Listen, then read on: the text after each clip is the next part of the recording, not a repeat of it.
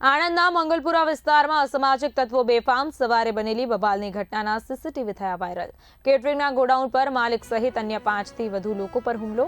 કેટરિંગના જૂના બિલના બાકી 22,000ની માંગણી કરતા વિવાદ ઉગ્ર બન્યો। 4 થી 5 વર્ષ પહેલા કેટરિંગના ઓર્ડરનું બિલ બાકી હતું।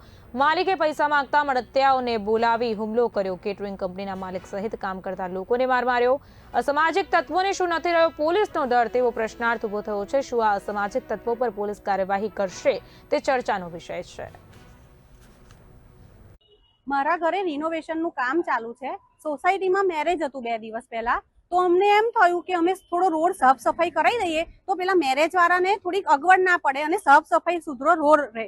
અને એ દિવસે જ મેં અરજી કરી એ લોકો સામે કે આવી રીતે અમને મારામારી કરી છે અને આજે 4 વર્ષ પહેલાના જે પૈસા બાકી હતા અમે એમની જોડે ઉઘરાણી માટે ગયા તો એ સીધા 40 થી 50નું ટોરું અમારા સ્ટાફ પર, મારા હસબન્ડ પર, મારા ભાઈ પર, મારા નાના છોકરા બધા ઉપર એ લોકોએ તીક્ષ્ણ હથિયારથી હુમલો કર્યો છે, જે સીસીટીવી કેમેરામાં કેદ છે।